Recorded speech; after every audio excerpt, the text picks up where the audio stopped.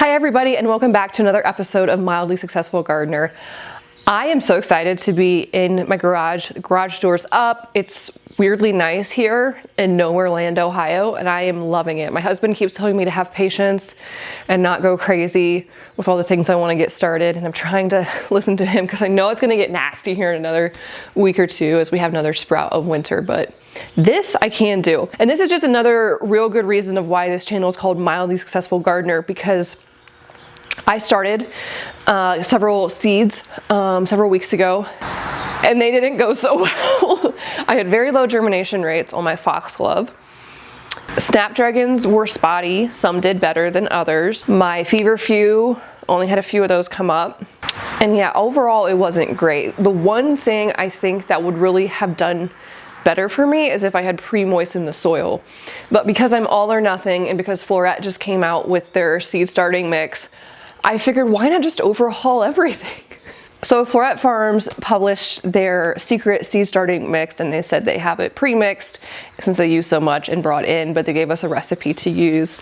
And they were using a real big, like 3 cubic feet of potting soil to start with, and there's just no way, well, A, I couldn't find it in Lowe's, and B, there was no way I was gonna need that much or be able to use that much at one given time. So I had to do some math, and math is not, I like pretty flowers and soil and water. So I had to do some rough math to figure it out.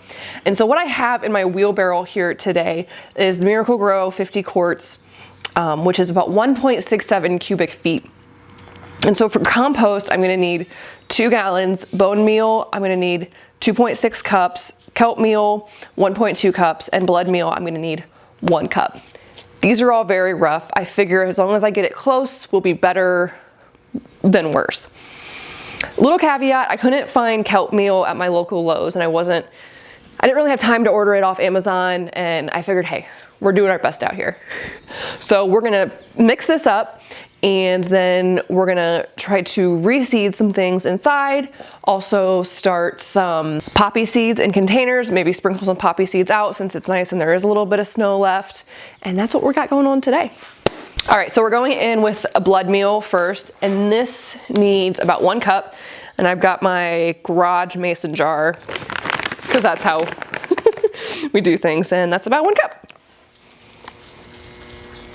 Okay, now I have my bone meal, and for this we're gonna need about 2.6 cups. This gets pretty dusty, if I remember correctly. Okay, that's about a cup.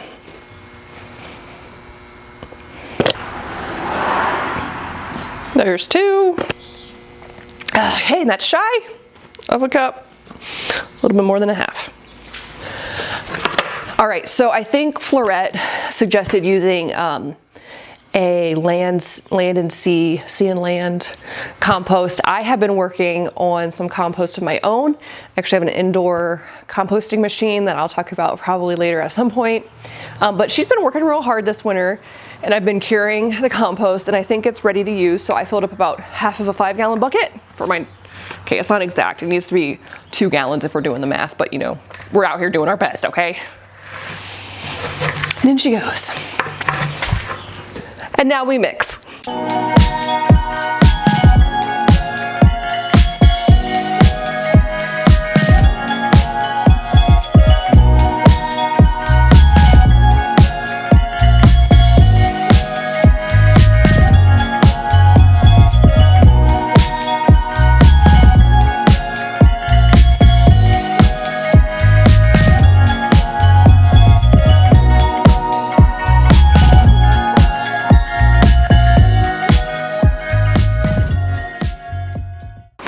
All right, this seems pretty well mixed. I'm going to put some of it back in my 5-gallon bucket and take it inside. I don't need it all right now, but this will be handy to have ready to go in March when I really get into the seed starting. All right, now that we're inside, I'm going to add some water to my potting soil, and then I think I'm going to pot up my poppy seeds in my jugs that my dad brought me. Let me show you. I got some more seeds. So from what is this, botanical interest. I got Love Lies Bleeding, the amaranth. I got Lauren's Grape poppy bread seeds. And I also got this Hungarian blue poppy bread seed that I am pretty excited about. They also sent a thank you lettuce. I've never grown lettuce before, but I guess we'll give it a chance. And my Floret seeds came, my unicorn mix. So excited. I think every one of these is probably gonna be started this year. Oops. So yay. Pretty exciting stuff. So the poppy seeds are what's going to go in the jugs. I'm going to do one of each.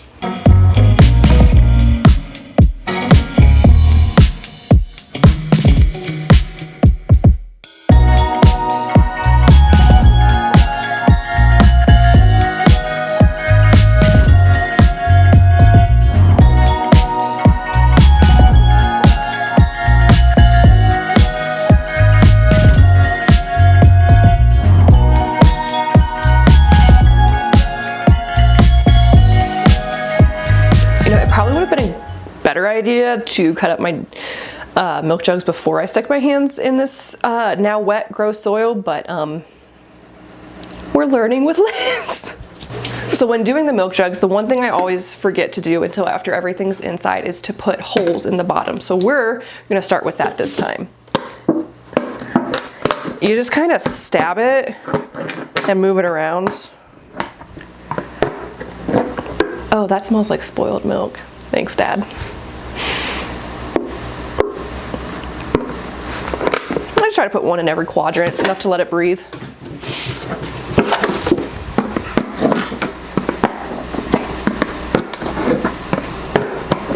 All right, now we're gonna cut her.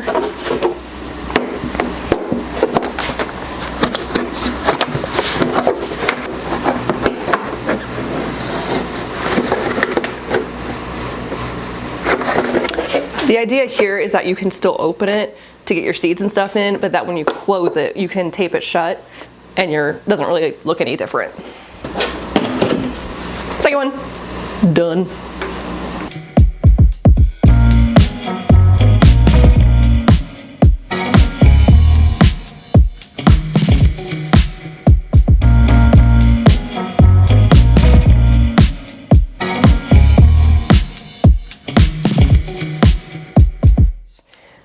Now I have made the mistake of writing the name on the plastic, and while it looks good to start, it often comes off. So this year I'm trying to be smarter, and I'm going to write them on here and then stick them in.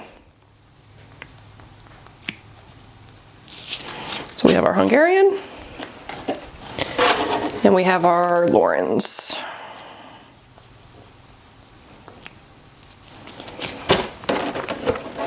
Starting with Lauren.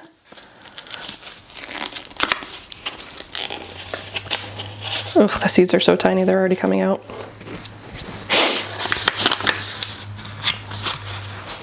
Okay, I'm just gonna put some out on my hand and then I'm going to sprinkle them in. I don't want to overseed this because I don't really like pricking flowers out. So I'm actually gonna go kind of light in here.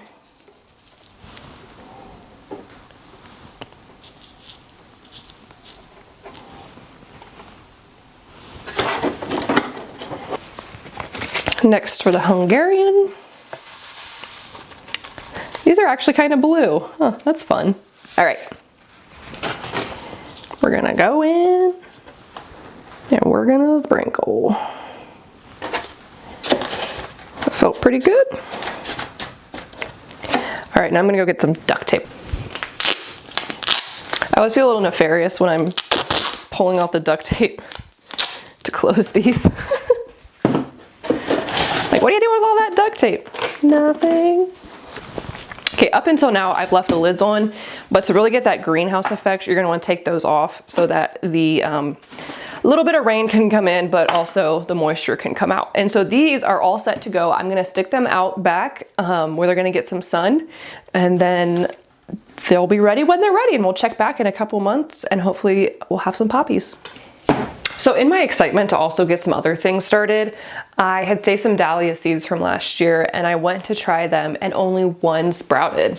So I just have one little dahlia seed right there. And this is a different potting mix that I got, and it's very barky and it's very dry. And so while I'm happy that this one started, I know I can do better. And it's really sad when you start cilantro. This row was cilantro and this one was chives, and not a single cilantro seed starts. That's when you know it's bad. And so that is why I want to try again, especially with a lot of these other ones that I already showed you, with this potting mix. And I also got vermiculite that I'm gonna put on top. So I'm thinking between the pre-moistened soil, the vermiculite, and the additives, which are arguably more so for the plant later on, I should see some better results with this. We're gonna start this round with cilantro and chives. I have just a random collection of seeds. Let's see, this one is chives.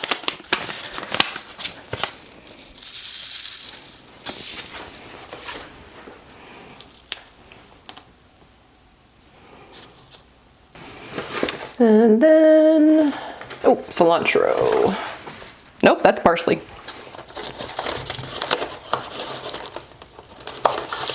Cilantro.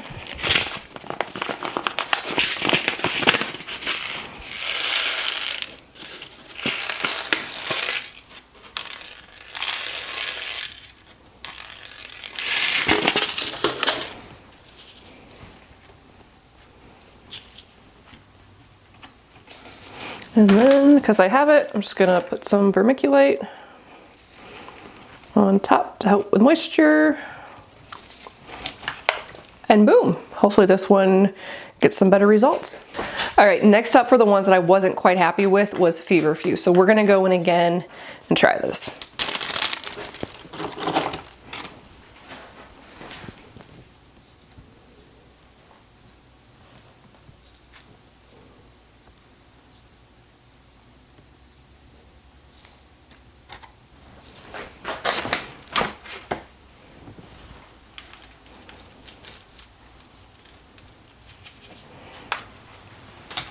Foxglove was the other one. I wasn't happy with my germination rates. So we're gonna try again.